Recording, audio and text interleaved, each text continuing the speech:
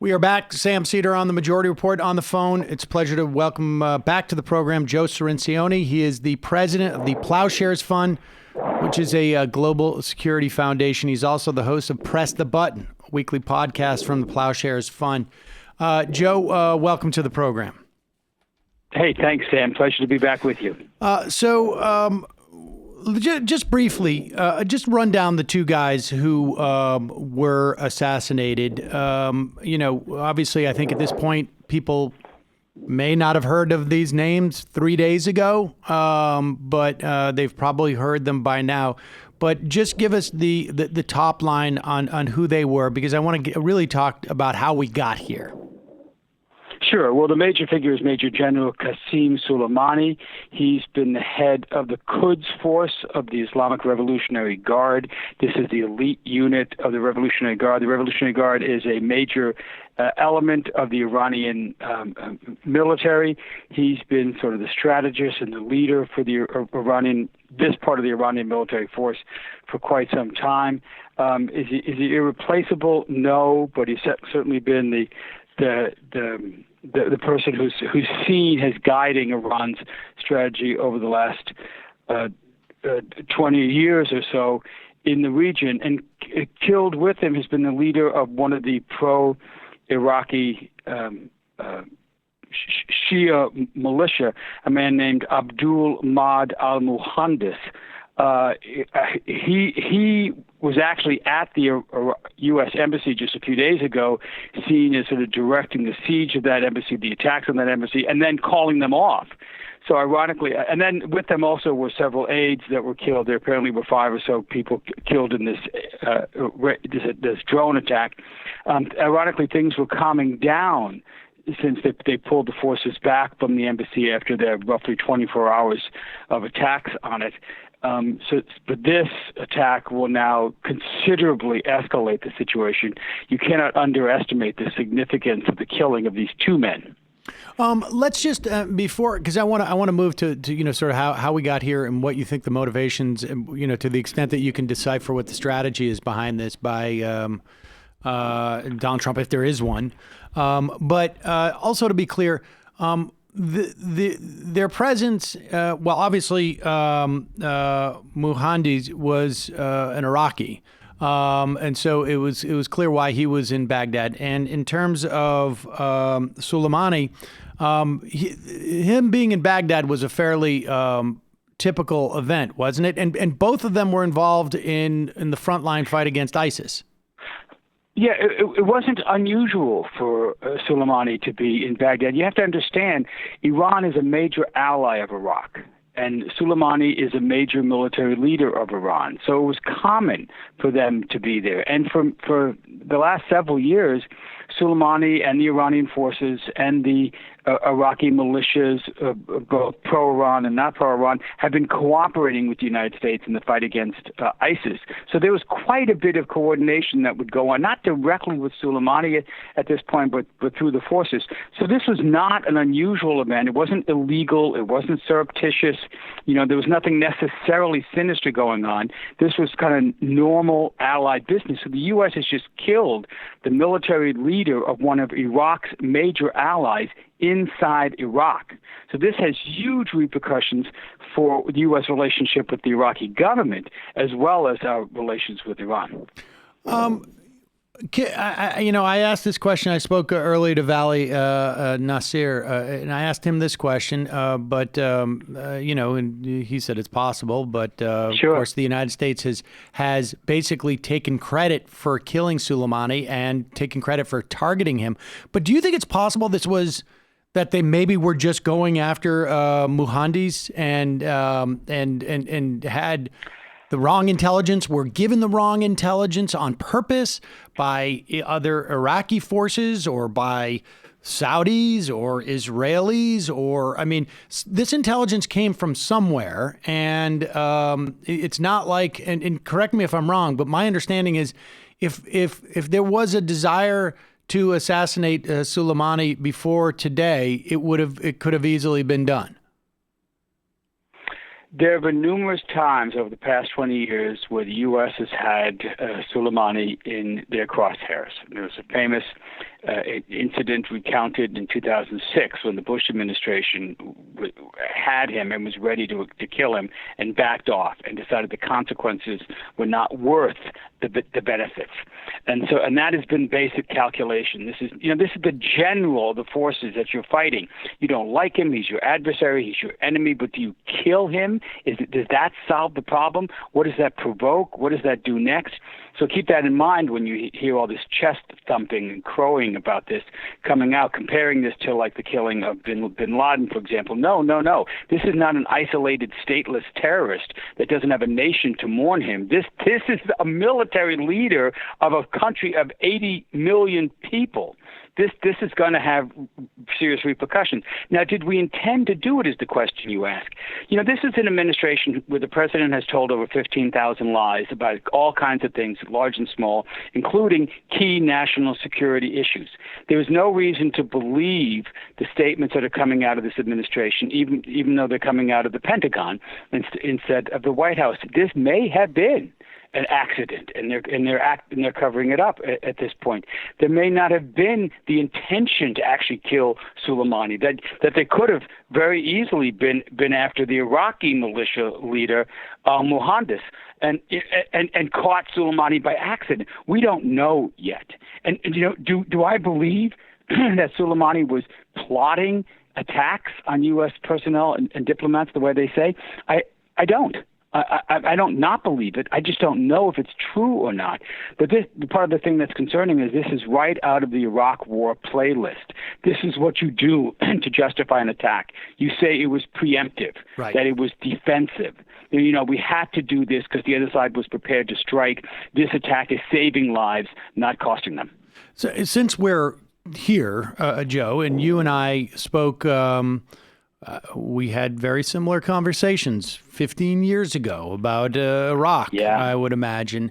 One of the things that has, frankly, triggered me is seeing every person ostensibly against this action, politicians, electeds, commentators, think tank people, start off with this long, sort of, or a preface every time they discuss this about the world is a better place without Soleimani. I mean, look, is that really true? Do we know that yet? I mean, do we know what the implications of this will be, such that that the world will be a better place? I mean, I don't know if the world is really a better place without Saddam Hussein, as far as those anywhere from 150,000 to 1 million people who were killed in that in the wake of the Iraq War. Never mind, the millions of refugees. Right. I think that's exactly right. And you see it in the Democratic talking points, for example, that it's good that Soleimani was brought to justice. What do you mean brought to justice? This is a general of an opposing army. So these are people you fight, and they do terrible things, and we do terrible things.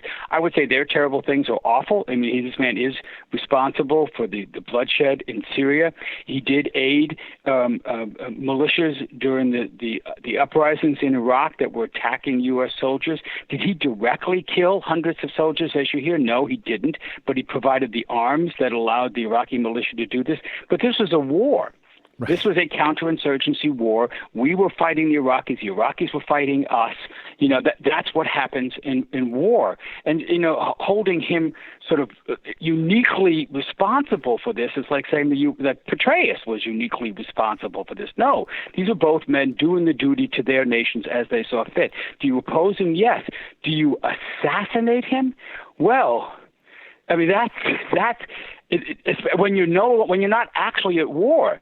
This is, make no mistake about it, this is an act of war. You just assassinated the leader of another country. This is how World War I started. This is how wars start. Was that the intent? Does the U.S. have a plan for this?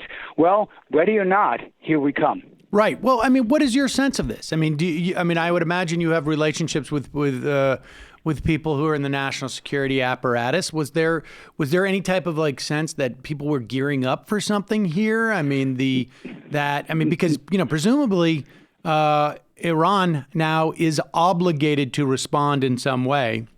and they will calculate what the biggest response they can do that would probably prevent a war, but also satiate their domestic needs to respond. What's your sense as to, is there a strategy here, or is this frankly just like, I mean, it seems quite conceivable to me. It is, Donald Trump was sold this idea about someone he didn't even know who his name was 2 years ago, as far as I remember. That he was sold on this, like, this is the thing to do right now for your election prospects. There is no indication that there was any strategy at all. There have been no briefings on the Hill. There have been no National Security Council meetings coordinating a strategy. There have been no sort of escalating series of warnings. There have been some statements that were put out very recently, but nothing that would indicate that something of this size was coming. Let's just hit one of those last points. No consultations with the Hill. So congressional leaders to this today, at 20 hours later, still have not been officially informed of what happened and been debriefed about it. There have been some casual conversations with some Republicans, friends of the president, but that's it. So the president may have just gone to war with Iraq without consulting Congress, without any authorization to do that. And one of the things that you have to keep in mind is this is not necessarily an impulsive move. It may be by Trump, but people who have wanted to go to war with Iran, like John Bolton, like Mike Pompeo, the Secretary of State, have been pushing this for a very long time. There's been a years-long campaign to portray Iran as a terrorist nation. They've designated the Quds Force as a terrorist organization. First time ever, you've designated a military unit of another country as a terrorist group. And they've sanctioned the leaders as terrorists in order to prepare the ground for going to war with Iran under an existing authorization for the use of military force passed in 2002, which is about going after terrorists, which is about going after al-Qaeda. So they've been working on this. And in some ways, what you're seeing, whether this was like opportunist or impulsive or the result of some deep manipulations behind the scene, they've now got the incident that they wanted to justify a full-out war with Iran. The question is, can cooler heads prevail before this thing takes off into a war that will make the wars in Iraq and Afghanistan look like warm-up acts? I have seen some reporting that stated that in the past couple of days leading up to this attack, to this assassination, that Pompeo had been in touch with MBS in Saudi Arabia, with the Israelis, and that it was only after the assassination where they were in touch with our European allies. We have seen there's at least a lot of reason to believe that there's some type of nexus between Saudi Arabia, Israel, in this administration, and we've seen it in Yemen.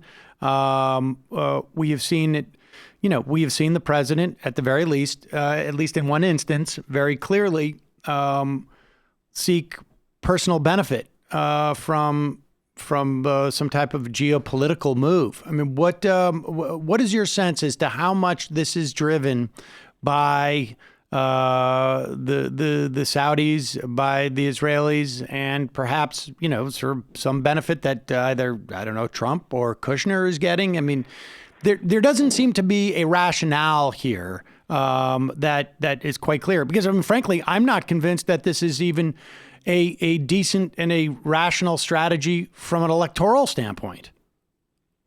Oh, no. Oh, it's not. And we'll get to that in a second. But it's hard to tell, to answer your question. But if Congress was doing its job, they'd be convening hearings immediately to find out what happened, to get records of those conversations, to try to understand what was said and when.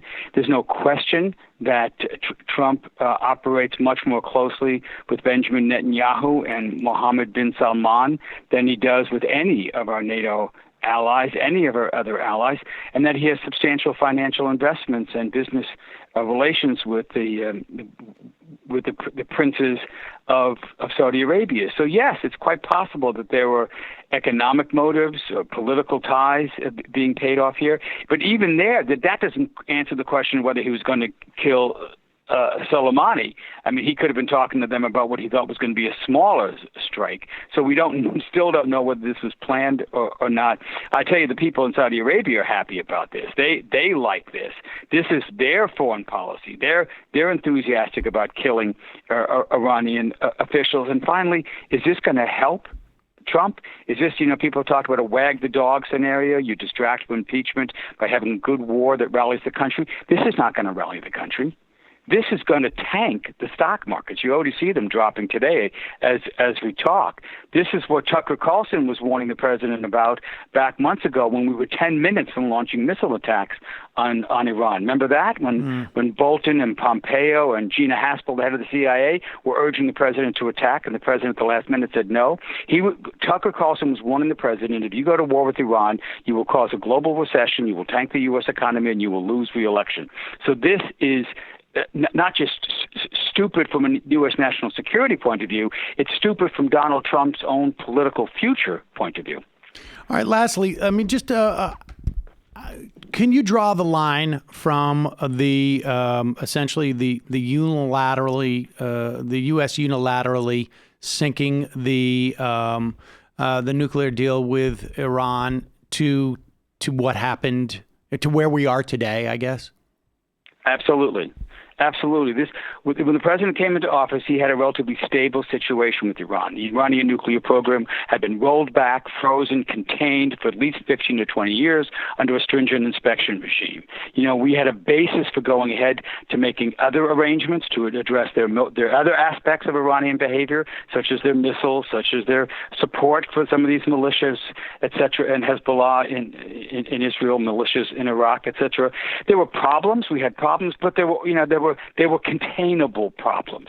But Trump got caught up in this whole myth of the failure of the deal, the extreme right view that what you had to do was overthrow the Iranian regime, not negotiate with it, and he got caught up in that. And so he pulled the plug on the deal, and ever since then, everything's gotten worse. He promised a better deal. There is no better deal. He promised that he would force Iran to comply or collapse through sanctions. The sanctions have gone in. Iran has not collapsed, has not complied. He promised he would push back Iranian influence in the region. Iranian influence has grown in the region. And now, just at the point where the Iraqi people were protesting en masse against Iranian influence in their own country, he's turned that situation to one that's anti-U.S., not anti-Iran, and he's thrown gasoline on the fires in the Middle East. Things could not have gone worse if he had planned them.